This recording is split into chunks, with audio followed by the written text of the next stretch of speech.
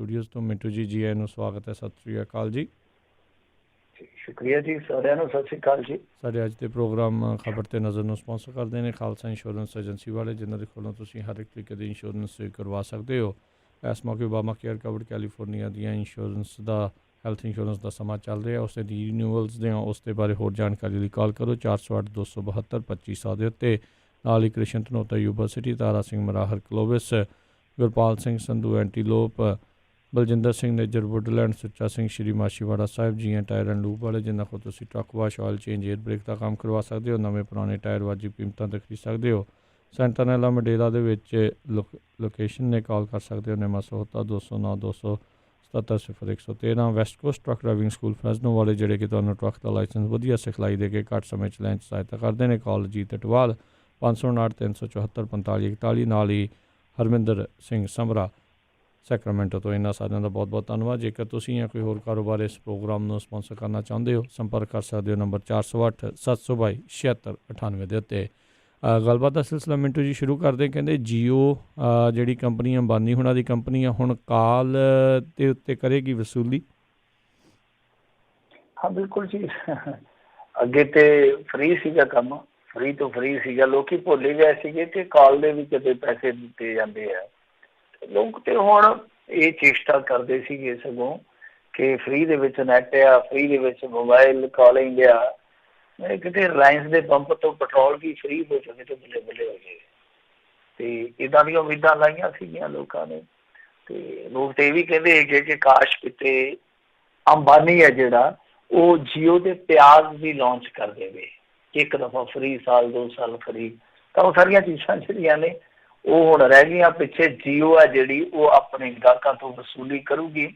ਇਹਦਾ ਕਾਰਨ ਇਹ ਆ ਕਿ ਦੇਖੋ, ਜਿੱਦਾਂ ਇੰਟਰਕਨੈਕਟੀਵਿਟੀ ਹੁੰਦੀ ਆ, ਮਤਲਬ ਕਿ ਇੱਕ ਨੈਟਵਰਕ ਤੋਂ ਜਦੋਂ ਦੂਸਰੇ ਨੈਟਵਰਕ ਤੇ ਕਾਲ ਕੀਤੀ ਜਾਂਦੀ, ਉਦਾਹਰਨ ਦੇ ਤੌਰ ਤੇ ਜੀਓ ਤੋਂ ਏਅਰਟੈਲ ਤੇ ਉਹ ਕਾਲਿੰਗ ਹੁੰਦੀ ਹੈ, ਤਾਂ ਉਸ ਸਮੇਂ ਦੂਜੀ ਕੰਪਨੀ ਨੂੰ ਇੱਕ ਚਾਰਜ ਦੇਣਾ ਪੈਂਦਾ, ਜਿਹੜਾ ਕਿ ਪਿਛਲੇ ਸਮੇਂ ਦੇ ਵਿੱਚ 2017 ਦੇ ਵਿੱਚ 14 ਪੈਸੇ ਸੀਗਾ, ਜੋ ਘਟਾ ਕੇ 6 ਪੈਸੇ ਇਸ ਕਰਕੇ ਕੀਤਾ ਗਿਆ ਕਿਉਂਕਿ ਜੀਓ ਮੈਦਾਨ 'ਚ ਆ ਚੁੱਕੀ ਸੀਗੀ।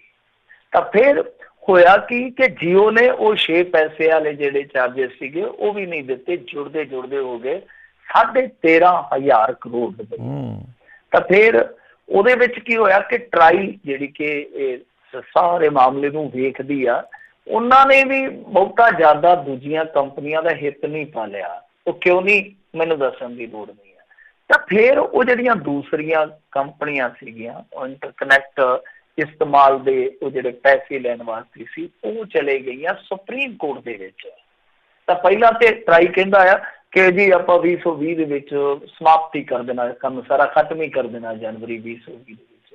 ਫਿਰ ਹੁਣ ਜਦੋਂ ਮਾਮਲਾ ਥੋੜ੍ਹਾ ਜਿਹਾ ਵਿਗੜ ਗਿਆ, ਕੋਰਟ ਕਚਹਿਰੀਆਂ ਤੱਕ ਅੱਪੜ ਗਿਆ, ਤਾਂ ਹੁਣ ਇਹ ਕਹਿੰਦੇ ਆ ਕਿ ਨਹੀਂ ਜੀ, ਇਹ ਤੁਹਾਨੂੰ ਪੈਸੇ ਦੇਣੇ ਪੈਣੇ, ਹਾਲੇ ਅਸੀਂ ਇਹ ਸਾਰਾ ਫੰਡਾ ਖਤਮ ਨਹੀਂ ਕਰਾਂਗੇ। ਸੋ ਇਸ ਲਿਹਾਜ਼ ਦੇ ਨਾਲ ਹੁਣ ਜੀਓ ਦੇ ਖਪਤਕਾਰਾਂ ਤੇ 13,500 ਕਰੋੜ ਦਾ ਬੋਝ ਪੈਣ ਜਾ ਰਿਹਾ।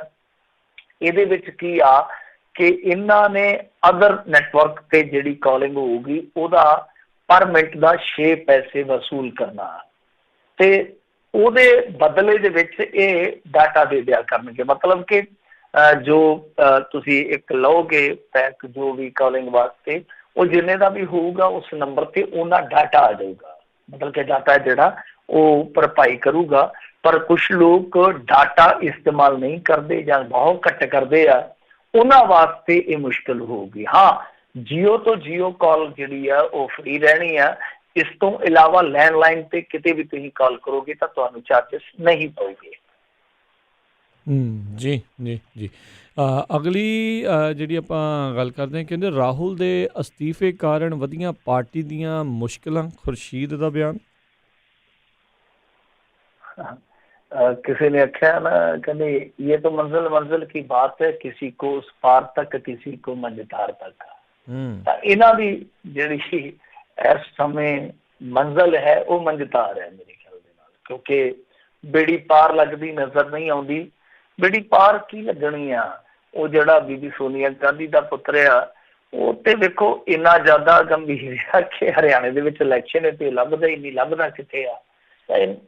ਦੂਜੀ ਚੀਜ਼ ਇਹ ਆ ਕਿ ਜਿਸ ਤਰੀਕੇ ਦਾ ਭੰਬਲ ਭੂਸਾ ਉਹਦੇ ਅਸਤੀਫੇ ਤੋਂ ਬਾਅਦ ਦਾ ਪੈਦਾ ਹੋਇਆ, ਉਹ ਹੱਲ ਹੀ ਨਹੀਂ ਹੋਇਆ ਕਾਂਗਰਸ ਤੋਂ। ਸਭ ਤੋਂ ਵੱਡੀ ਗੱਲ ਹੈ ਤਾਂ ਹੁਣ ਬਹੁਤ ਵੱਡਾ ਨੇਤਾ ਇਹਨਾਂ ਦਾ ਸਲਮਾਨ ਖੁਰਸ਼ੀਦ, ਜਿਹੜਾ ਕਿ ਸਾਬਕਾ ਵਿਦੇਸ਼ ਮੰਤਰੀ ਵੀ ਰਹਿ ਚੁੱਕਾ, ਤਾਂ ਉਹਨੇ ਇਹ ਬਿਆਨ ਦਿੱਤਾ ਕਿ ਇਸ ਸਮੇਂ ਜਿਹੜੀ ਸਾਡੀ ਕਾਂਗਰਸ ਦੀ ਹਾਲਤ ਆ ਇਹ ਬਹੁਤ ਚਿੰਤਾਜਨਕ ਹੈ। ਉਹਨਾਂ ਕਿਹਾ ਕਿ ਉਹ ਲੋਕਾਂ ਦੇ ਵਾਂਗ ਨਹੀਂ ਹੈ ਜਿਨ੍ਹਾਂ ਨੂੰ ਪਾਰਟੀ ਕੋਲੋਂ ਸਭ ਕੁਝ ਮਿਲਿਆ, ਪਰ ਜਦੋਂ ਚੀਜ਼ਾਂ ਮੁਸ਼ਕਿਲ ਹੋਈਆਂ ਕਿ ਪਾਰਟੀ ਨੂੰ ਛੱਡ ਤੁਰੇ। ਤੇ ਨਾਲ ਉਹਨਾਂ ਨੇ ਕਿਹਾ ਕਿ ਸਾਡੀ ਬਦਕਿਸਮਤੀ ਰਹੀ ਹੈ ਕਿ ਅਪੀਲ ਕਰਨ ਦੇ ਬਾਵਜੂਦ ਵੀ ਰਾਹੁਲ ਗਾਂਧੀ ਨੇ ਪ੍ਰਧਾਨ ਦੇ ਅਹੁਦੇ ਤੋਂ ਅਸਤੀਫਾ ਦੇਣ ਦਾ ਫੈਸਲਾ ਕੀਤਾ ਹੈ।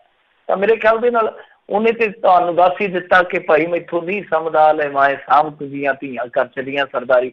ਤੁਸੀਂ ਦੇਖੋ, ਪਰ ਤੁਸੀਂ ਹੁਣ ਗਾਂਧੀ ਪਰਿਵਾਰ ਦੇ ਇੰਨੇ ਜ਼ਿਆਦਾ ਚਾਟੜੇ ਬਣੇ ਹੋ, ਇੰਨੇ ਜ਼ਿਆਦਾ ਚਮਚੇ ਬਣੇ ਹੋ ਕਿ ਤੁਹਾਨੂੰ ਹੋਰ ਕੋਈ ਨੇਤਾ ਦਿਖਦਾ ਹੀ ਨਹੀਂ। ਜਾਂ ਤੁਸੀਂ ਇਹ ਮੰਨੋ ਕਿ ਤੁਹਾਡੀ ਸਭ ਤੋਂ ਵੱਡੀ ਫੇਲੀਅਰ ਇਹ ਰਹੀ ਹੈ ਕਿ ਤੁਸੀਂ ਕੋਈ ਨੇਤਾ ਪੈਦਾ ਹੀ ਨਹੀਂ ਕਰ ਸਕੇ। ਤੁਸੀਂ ਸਾਰੀ ਟੇਕ ਆ ਜਿਹੜੀ ਉਹ ਗਾਂਧੀ ਪਰਿਵਾਰ ਤੇ ਲਾ ਛੱਡੀ ਕਿ ਸ਼ਾਇਦ ਕੁਦਰਤ ਨੇ ਸਾਰਾ ਵਰਦਾਨ ਹੀ ਇਹਨਾਂ ਨੂੰ ਦੇ ਦਿੱਤਾ ਨੇਤਾਗਿਰੀ ਦਾ।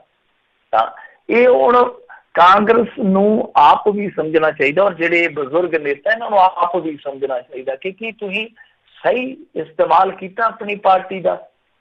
ਆਪ ਦੇ ਰਾਜ ਦੇ ਵਿੱਚ ਤੁਸੀਂ ਘਪਲੇ ਨਹੀਂ ਰੋਕ ਸਕੇ, ਔਰ ਇਸ ਰਾਜ ਦੇ ਵਿੱਚ ਤੁਸੀਂ ਵਿਰੋਧ ਨਹੀਂ ਕਰ ਪਾ ਰਹੇ। ਹੁਣ ਦੇਖੋ ਕਿੰਨਾ ਕੁਛ ਹੋ ਰਿਹਾ। ਬੁੱਧੀਜੀਵੀਆਂ ਤੇ 49 ਬੁੱਧੀਜੀਵੀਆਂ ਤੇ ਜਿਹੜਾ ਮੁਕੱਦਮਾ ਦਰਜ ਹੋਇਆ, ਕੀ ਕਾਂਗਰਸ ਨੇ ਕਿਤੇ ਵਿਰੋਧ ਕੀਤਾ? ਜੇ ਤੁਹਾਡੇ ਕੋਲ ਕੋਈ ਖਬਰ ਸਮਾਚਾਰ ਹੈ ਤੇ ਮੈਨੂੰ ਜ਼ਰੂਰ ਦੱਸੋ। ਰਾਫੇਲ ਦੇ ਮਾਮਲੇ ਦੇ ਵਿੱਚ ਇਹਨਾਂ ਨੇ ਕਿੰਨਾ ਜਲੂਸ ਕੱਢੀ ਰੱਖਿਆ, ਹੁਣ ਰਾਫੇਲ ਦੇ ਮਾਮਲੇ ਤੇ ਬੋਲਦੇ ਤੱਕ ਨਹੀਂ ਹੈ। ਤੇ ਕਾਂਗਰਸ ਦਾ ਜੇ ਬੋਲਣ ਬੁਲਾਰਾ ਹੁੰਦਾ ਵੀ ਆ ਕਿਤੇ, ਤੇ ਦੇਖੋ ਕਿਸ ਕਦਰ ਹੁੰਦਾ। ਇਹਨਾਂ ਦਾ ਮਲਿਕ ਖੜ ਕੇ ਉਹ ਕਹੀ ਜਾਂਦਾ ਕਿ ਆ ਜਿਹੜਾ ਇਹਨਾਂ ਨੇ ਜਾ ਕੇ ਉੱਥੇ ਰਾਫੇਲ ਦਾ ਪੂਜਾ ਅਰਚਨਾ ਵਾਲਾ ਕੰਮ ਕੀਤਾ ਤਮਾਸ਼ਾ। ਤੇ ਇਹਨਾਂ ਦਾ ਆਪਣਾ ਹੀ ਬੰਦਾ ਜਿਹੜਾ ਨਿਰੂਪਮ ਹੈ, ਸੰਜੇ ਨਿਰੂਪਮ ਬੰਬੇ ਤੋਂ, ਉਹ ਕਹਿੰਦਾ ਕਿ ਇਹ ਬੰਦਾ ਤੇ ਨਾਸਤਿਕ ਹੈ, ਇਹ ਬੰਦਾ ਹੀ ਨਾਸਤਿਕ ਆ। ਇਹਨੂੰ ਕੀ ਪਤਾ ਕਿ ਇਹ ਇੱਕ ਰੀਤ ਆ, ਇਹ ਰੀਤ ਭਾਰਤ ਦੇ ਵਿੱਚ ਬਹੁਤ ਪੁਰਾਣੀ ਹੈ। ਤੁਸੀਂ ਆਪ ਹੀ ਅੰਦਾਜ਼ਾ ਲਾ ਲਓ ਕਿ ਇੱਕ ਐਡਾ ਵੱਡਾ ਸੀਨੀਅਰ ਆਗੂ ਬਿਆਨ ਦਿੰਦਾ ਤੇ ਉਹ ਉੱਠ ਕੇ ਉਸ ਬਿਆਨ ਦੀ ਵਿਰੋਧਤਾ ਆਗੂ ਕਰ ਦਿੰਦਾ, ਜਿਹੜਾ ਕਿ ਬੰਬੇ ਦੇ ਵਿੱਚ ਹੁਣ ਚੰਗੀ ਤਰ੍ਹਾਂ ਕਾਂਗਰਸ ਦੇ ਵਿੱਚ ਹੈ ਵੀ ਨਹੀਂ ਹੈ। ਤਾਂ ਇਹਨਾਂ ਦਾ ਇਹ ਕਲੇਸ਼ ਹੈ ਜਿਹੜਾ ਚੱਲਦਾ, ਤੇ ਇਹੀ ਚੀਜ਼ਾਂ ਨਾ ਚੱਜ ਨਾਲੇ ਰਾਜ ਕਰ ਸਕੇ, ਨਾ ਚੱਜ ਨਾਲੇ ਵਿਰੋਧਤਾ ਕਰ ਸਕੇ। ਅੱਜ ਦੀ ਘੜੀ ਇਹਨਾਂ ਦਾ ਹਾਲ ਇਹ ਆ ਕਿ ਦੇਖੋ ਜਿੱਦਾਂ ਰੋਮਨ ਸਾਮਰਾਜ ਦਾ ਭੋਗ ਪਿਆ ਸੀਗਾ ਨਾ, 500 ਸਾਲ ਤੱਕ ਮਹਾਸ਼ਕਤੀ ਰਹੇ, 476 ਈਸਵੀ ਦੇ ਵਿੱਚ ਥੰਮ ਡਿੱਗ ਪਏ। ਤਾਂ ਉਹਦਾ ਇਹ ਜਿਹੜੀ 134 ਸਾਲ ਦੀ ਪੁਰਾਣੀ ਪਾਰਟੀ ਆ, ਇਹਦੇ ਥੰਮ ਡਿੱਗ ਚੁੱਕੇ ਆ। ਤੇ ਅੱਜ ਦੀ ਘੜੀ ਜੇ ਤੁਸੀਂ ਦੇਖੋਗੇ ਕਿ ਇਹਨਾਂ ਦਾ ਵੋਟ ਸ਼ੇਅਰ ਹੈ ਜਿਹੜਾ, ਉਹ ਮੇਰੇ ਖਿਆਲ ਦੇ ਨਾਲ 20% ਤੋਂ ਵੀ ਘਟਿਆ।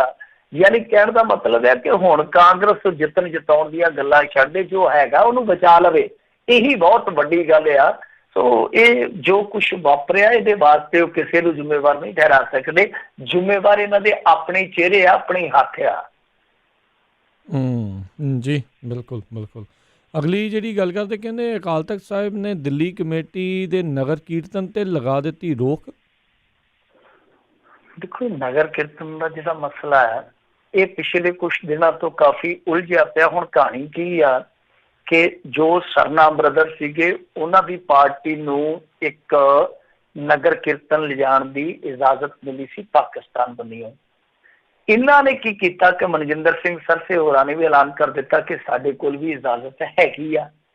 ਪਰ ਪਾਕਿਸਤਾਨ ਦੇ ਇੱਕ ਵਿਧਾਇਕ ਆ ਮੋਹਿੰਦਰਪਾਲ ਸਿੰਘ, ਉਹਨਾਂ ਨੇ ਵੀਡੀਓ ਜਾਰੀ ਕਰਕੇ ਇਸ ਚੀਜ਼ ਨੂੰ ਸਾਫ਼ ਕਰ ਦਿੱਤਾ ਕਿ ਅਸੀਂ ਇੱਕੋ ਹੀ ਨਗਰ ਕੀਰਤਨ ਦੀ ਇਜਾਜ਼ਤ ਦਿੱਤੀ ਹੈ, ਯਾਨੀ ਉਹ ਸਰਨਾ ਬ੍ਰਦਰਸ ਦੀ ਜਿਹੜੀ ਪਾਰਟੀ ਉਹਨਾਂ ਦੇ ਕੋਲ। ਤਾਂ ਫਿਰ ਇੱਥੇ ਤਰਥੱਲੀ ਮਚ ਗਈ, ਕਿਉਂਕਿ ਇਹ ਤੇ ਕਹਿੰਦੇ ਆਏ। ਔਰ ਕਮਾਲ ਦੀ ਗੱਲ ਇਹ ਆ ਕਿ ਇਹਨਾਂ ਨੇ ਸੰਗਤਾਂ ਦੇ ਪਾਸਪੋਰਟ ਵੀ ਲੈ ਲਏ, ਸ਼ਾਇਦ ਭੇਟਾ ਵੀ ਲੈ ਲਈ ਹੋਵੇ, ਤੇ ਨਾਲ ਐਲਾਨ ਕਰ ਦਿੱਤਾ ਕਿ ਅਸੀਂ ਜੀ ਸੋਨੇ ਦੀ ਪਾਲਕੀ ਖੜਨੀ ਆ। ਵੈਸੇ ਉਹ ਸਰਨਾ ਬ੍ਰਦਰ ਵੀ ਇੱਕ ਵਾਰੀ ਲੈ ਕੇ ਗਏ ਸੀ, ਉਹ ਪਾਲਕੀ ਉੱਥੇ ਹੀ ਪਈ ਆ ਹਾਲ ਦੀ ਘੜੀ। ਉਹ ਮੇਰੇ ਖਿਆਲ ਦੇ ਨਾਲ ਵਰਤੋਂ ਦੇ ਵਿੱਚ ਵੀ ਨਹੀਂ ਆ ਸਕੀ। ਤੇ ਜਿਹੜੇ ਲੋਕ ਆ ਉਹ ਕਈ ਉਹਨੂੰ ਵੀ ਮੱਥਾ ਟੇਕੀ ਜਾਂਦੇ ਇਕੱਲੀ ਸੋਨੇ ਦੀ ਪਾਲਕੀ ਵੇਖ ਕੇ। ਤਾਂ ਇਹਨੇ ਵੀ ਐਲਾਨ ਕੀਤਾ ਸੀ, ਪਰ ਹੁਣ ਇਹ ਸਾਫ਼ ਹੋਇਆ ਕਿ ਪਾਲਕੀ ਲਿਜਾਣ ਦੀ ਵੀ ਕੋਈ ਇਜਾਜ਼ਤ ਨਹੀਂ ਮਿਲੀ, ਕਿਉਂਕਿ ਹਾਲ ਦੀ ਘੜੀ ਇਹਨਾਂ ਦੇ ਕੋਲ ਪਰਮਿਸ਼ਨ ਨਹੀਂ ਹੈ।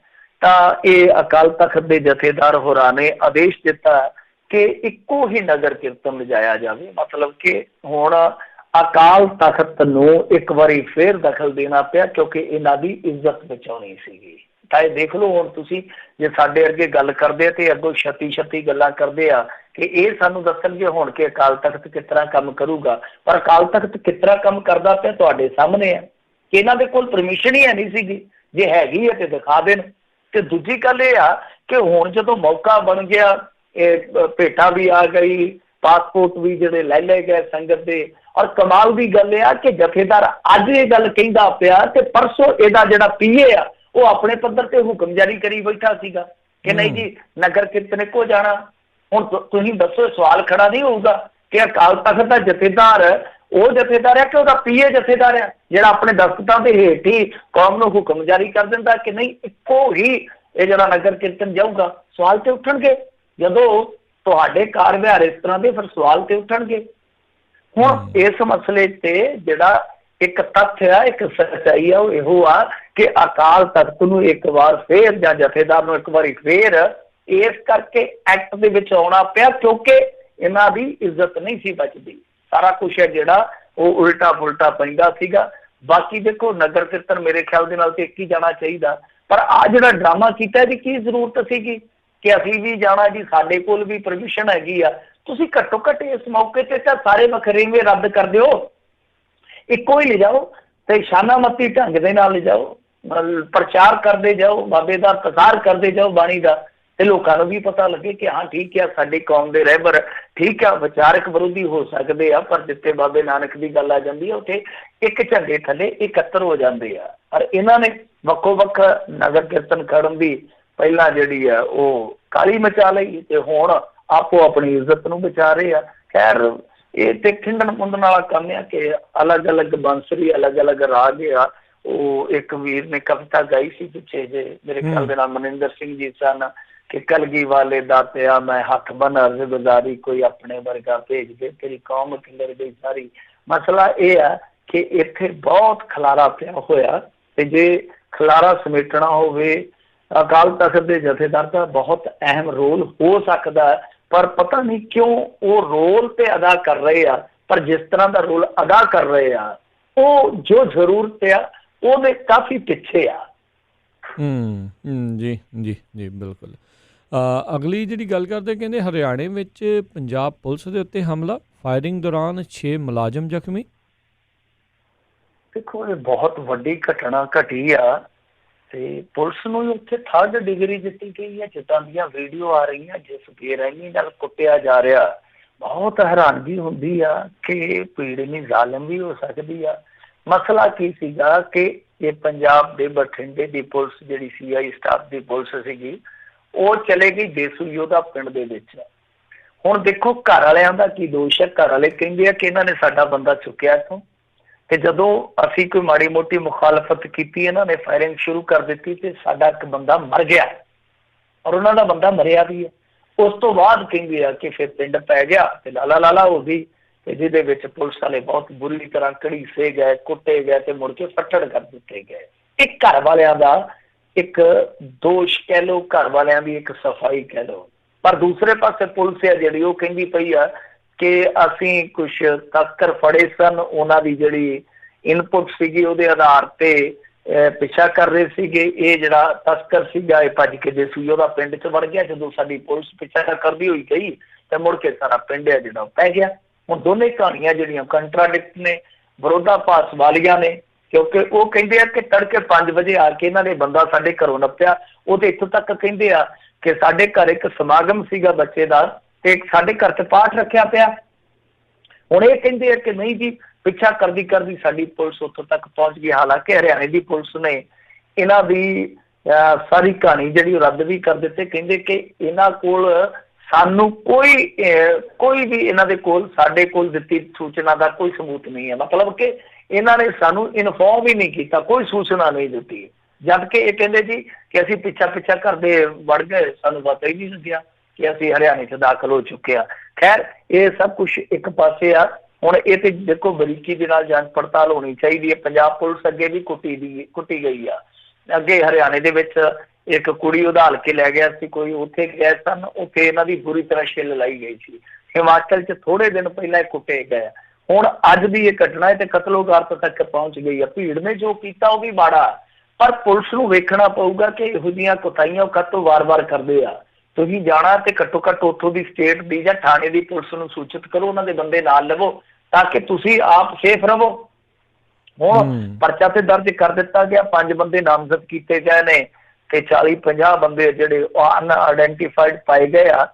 ਪਰ ਜੋ ਵੀ ਆ ਹੁਣ ਉਹਨਾਂ ਦਾ ਬੰਦਾ ਮਰਿਆ, ਉਹ ਵੀ ਤੇ ਕਿਸੇ ਪਾਸੋਂ ਗੋਲੀ ਚੱਲੀ ਆ ਨਾ। ਹਾਲਾਂਕਿ ਪੁਲਿਸ ਕਹਿੰਦੀ ਹੈ ਜੀ ਕਿ ਦੇਖੋ ਜੀ ਉਹ ਆਪਦੀ ਗੋਲੀ ਨਾਲ ਹੀ ਮਰ ਗਏ ਆ, ਮਤਲਬ ਕਿ ਉਹਨਾਂ ਨੇ ਪੁਲਿਸ ਨੂੰ ਘੇਰ ਲਿਆ, ਫਿਰ ਹਥਿਆਰ ਖੋਹ ਕੇ ਗੋਲੀਆਂ ਚਲਾਈਆਂ ਤੇ ਉਹਨਾਂ ਦੇ ਬੰਦੇ ਕੋਲ ਉਹਨਾਂ ਦੇ ਬੰਦੇ ਨੂੰ ਗੋਲੀ ਵੱਜ ਗਈ। ਜਦਕਿ ਉਹ ਕਹਿੰਦੇ ਕਿ ਜਿਹੜੀ ਪੁਲਿਸ ਵਾਲੇ ਨੂੰ ਗੋਲੀ ਵੱਜੀ ਆ, ਇਹਨਾਂ ਨੇ ਸਾਡਾ ਬੰਦਾ ਮਾਰ ਕੇ ਤੇ ਆਪਣੇ ਆਪ ਨੂੰ ਗੋਲੀ ਮਾਰੀ ਆ। ਸੋ ਇਹ ਜੁਡੀਸ਼ੀਅਲੀ ਜਾਂਚ ਪੜਤਾਲ ਦਾ ਵਿਸ਼ਾ ਹੈ ਕਿ ਪੁਲਿਸ ਨੇ ਕਿੱਥੇ ਕੁਤਾਹੀ ਕੀਤੀ ਆ, ਕਿੱਥੇ ਉਕਾਈ ਹੋਈ ਆ ਤੇ ਭੀੜ ਨੇ ਕਿੰਨਾ ਕੁ ਜ਼ੁਲਮ ਕੀਤਾ। ਇਹ ਦੋਨੇ ਚੀਜ਼ਾਂ ਵੇਖਣੀਆਂ ਪੈਣਗੀਆਂ ਕਿਉਂਕਿ ਬੜਾ ਨਾਜ਼ੁਕ ਮਾਮਲਾ। ਉਹ ਕਹਿੰਦੇ ਕਿ ਸਾਡਾ ਜੀ ਮਾਰ ਦਿੱਤਾ ਇਹਨਾਂ ਨੇ, ਤਾਂ ਵੇਖਣਾ ਪਊਗਾ ਕਿ ਪੁਲਿਸ ਨੇ ਉਹ ਜਿਹੜਾ ਜੀ ਮਾਰਿਆ ਤੇ ਜੇ ਉਹ ਸੱਚ ਹੈ ਤਾਂ ਉਹਦਾ ਕੀ ਬਣਦਾ, ਕਿਉਂਕਿ ਉਹਨਾਂ ਦੇ ਤਾਂ ਪਰਚਾ ਦਰਜ ਹੋ ਗਿਆ। ਜੋ ਭੀੜ ਨੇ ਕੰਮ ਕੀਤਾ, ਜੋ ਉਹਨਾਂ ਨੇ ਜਵਾਬੀ ਹਮਲਾ ਕੀਤਾ, ਉਹਨਾਂ ਤੇ ਤਾਂ ਕਾਰਵਾਈ ਹੋ ਗਈ। ਪਰ ਜਿਹੜਾ ਜੀ ਮਰਿਆ ਉਹਦੀ ਹੁਣ ਕਿਸ ਤਰੀਕੇ ਦੇ ਨਾਲ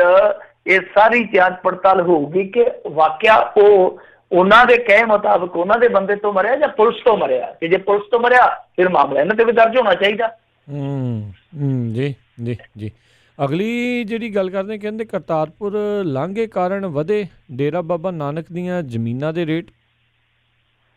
ਵੇਖ ਲਓ ਬਾਬਾ ਜਿਹਦੇ ਤੇ ਦਿਆਲ ਹੁੰਦਾ ਤੇ ਫਿਰ ਮਾਲਾ ਮਾਲੀ ਕਰ ਦਿੰਦਾ। ਵੈਸੇ ਤੇ ਬਾਬਾ ਬਹੁਤ ਜ਼ਿਆਦਾ ਦਿਆਲ ਆ, ਸਾਰੇ ਸੰਸਾਰ ਤੇ ਦਿਆਲ ਆ, ਐਸੀ ਗੱਲ ਨਹੀਂ ਹੈ।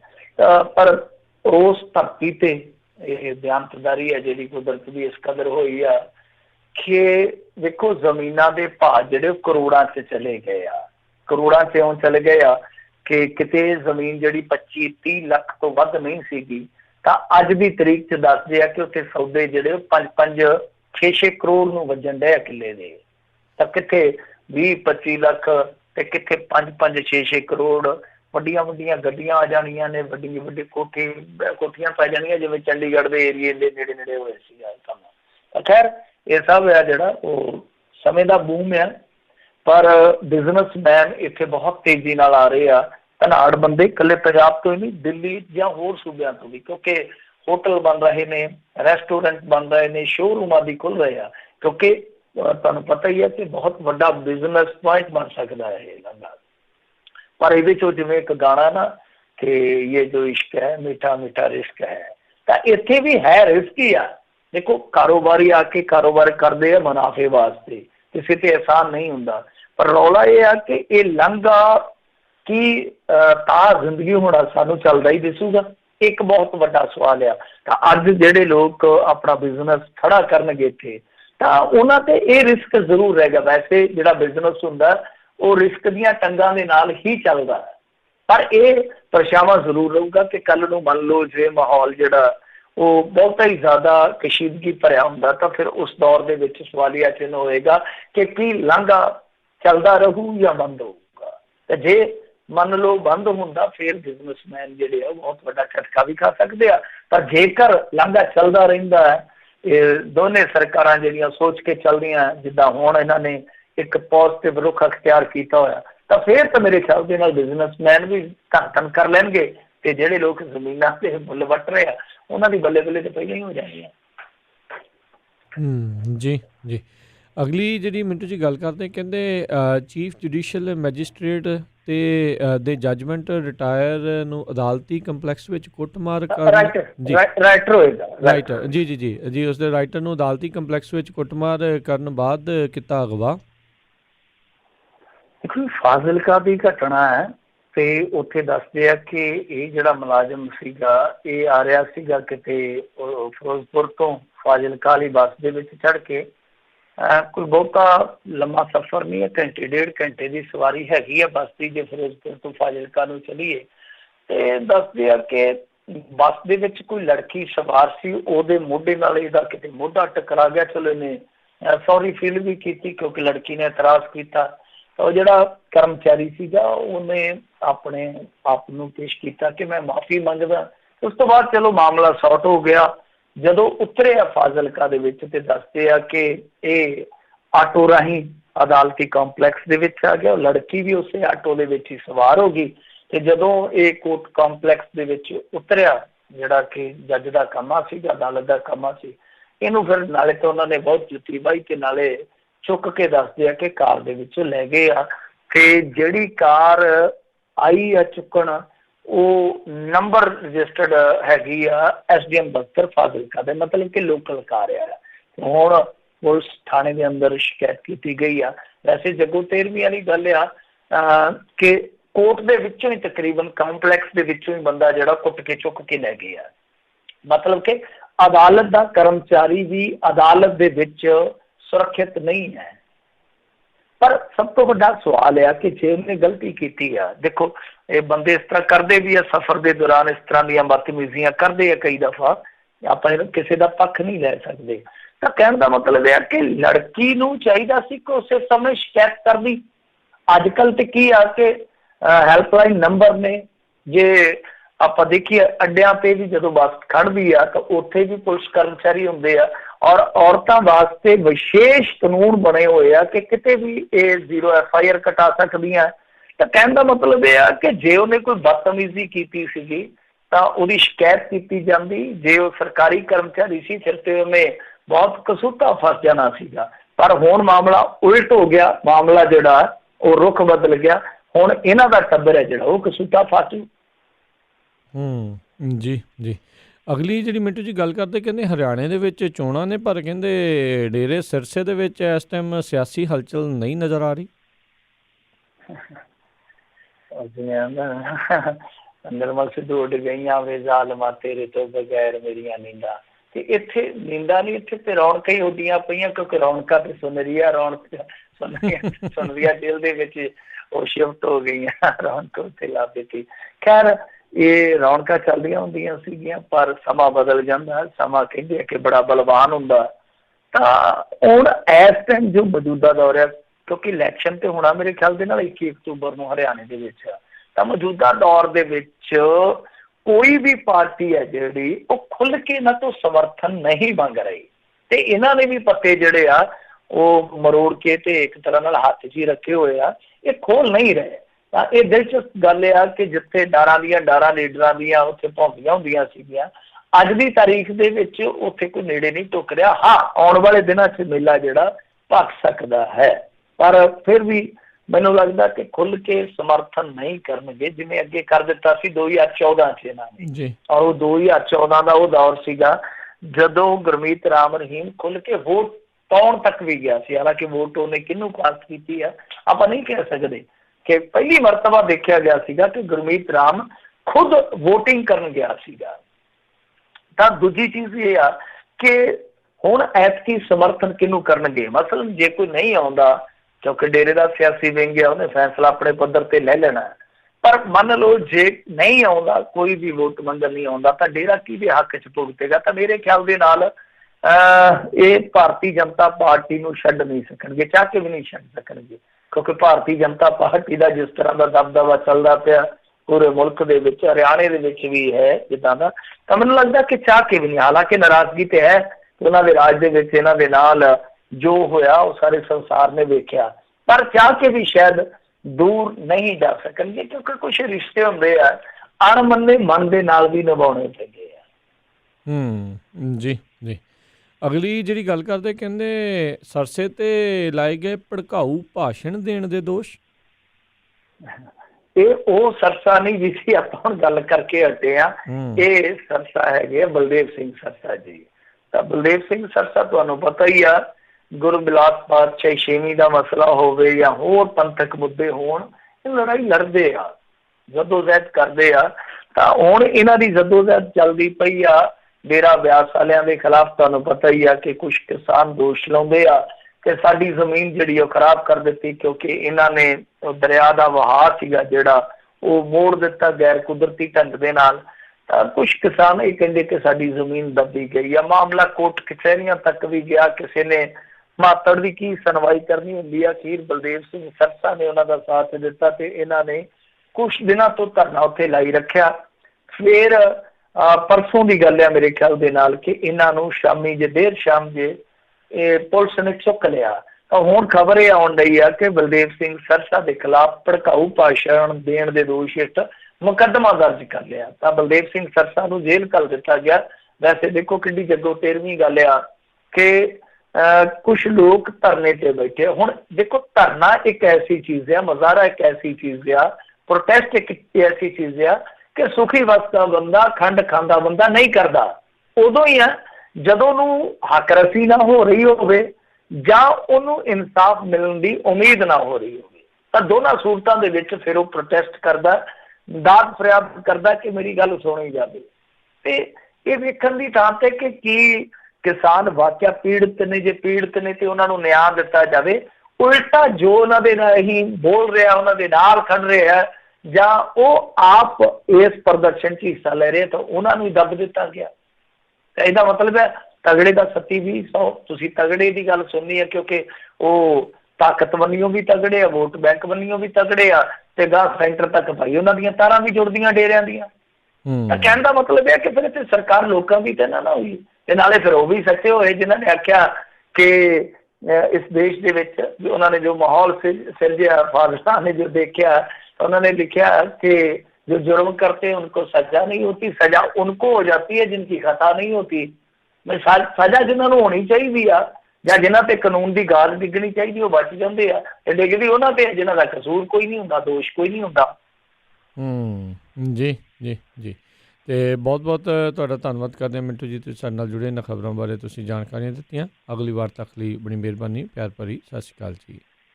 ਸਤਿ ਸ਼੍ਰੀ ਅਕਾਲ ਜੀ। ਤੇ ਸਰੋਤਿਓ ਇੱਥੇ ਸਾਡਾ ਅੱਜ ਦਾ ਪ੍ਰੋਗਰਾਮ ਸਮਾਪਤ ਆ। ਮਿਲਦੇ ਹਾਂ ਅਗਲੀ ਵਾਰ। ਉਦੋਂ ਤੱਕ ਲਈ ਮੇਰੇ ਵੱਲੋਂ ਵੀ ਤੁਹਾਨੂੰ ਸਭ ਨੂੰ ਪਿਆਰ ਸਤਿਕਾਰ ਸਤਿ ਸ਼੍ਰੀ ਅਕਾਲ ਜੀ। ਉਹਦੇ ਵਾਸਤੇ ਜੋ ਹੱਸਦੇ ਖੇਡਦੇ ਸੁਣਦੇ ਰਹੋ ਪੰਜਾਬੀ ਰੇਡੀਓ USA।